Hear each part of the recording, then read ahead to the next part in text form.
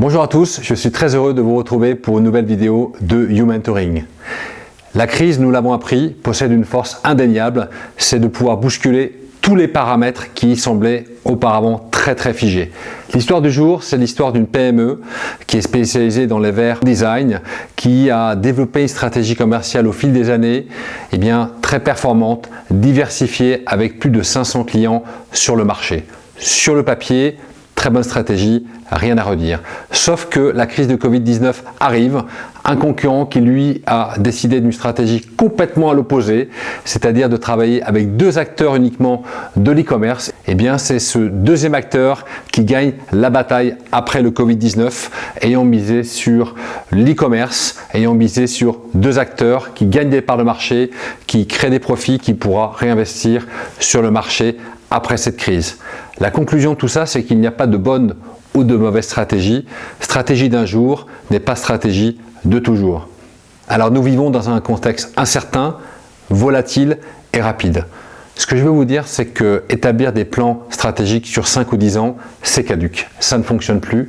Aujourd'hui, on doit travailler en termes de scénario planning constamment renouvelé. Le premier bénéfice du scénario planning, c'est d'ouvrir le champ des possibles. On a un plan de base, un plan B, et pourquoi pas un plan C, D, E, F. J'aimerais simplement rappeler aujourd'hui que l'alphabet comporte 26 lettres et pas une ou deux.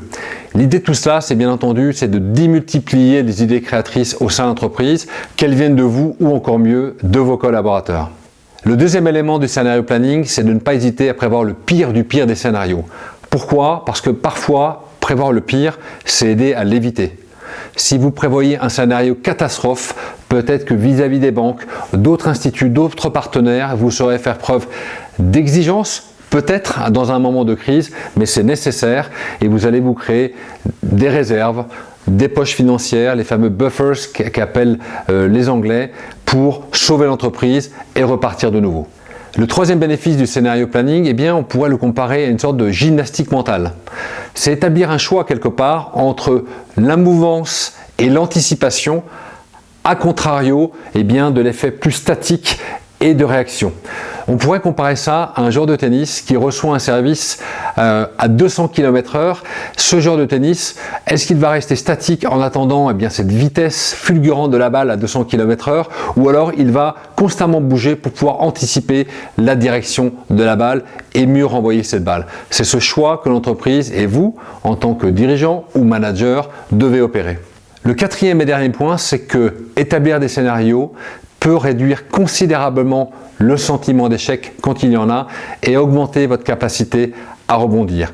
Par exemple, vous avez établi un plan A, même un plan B, et il y a un des éléments de votre équation qui change subitement.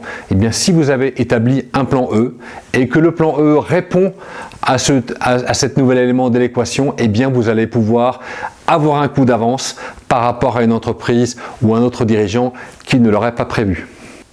Et vous pourriez me dire, tout cela est très juste, mais concrètement, constamment établir des scénarios, des options, des plannings, c'est un peu coûteux, c'est un peu chronophage, c'est un peu complexe. Mais souvenez-vous de cette PME qui était confortablement assise dans son fauteuil qui a soudainement basculé. Ma conclusion de cette nouvelle vidéo, c'est qu'il ne s'agit pas de modifier son cap stratégique tous les 4 matins, mais il faut être capable, en temps de crise, d'infléchir sa direction et de modifier sa trajectoire.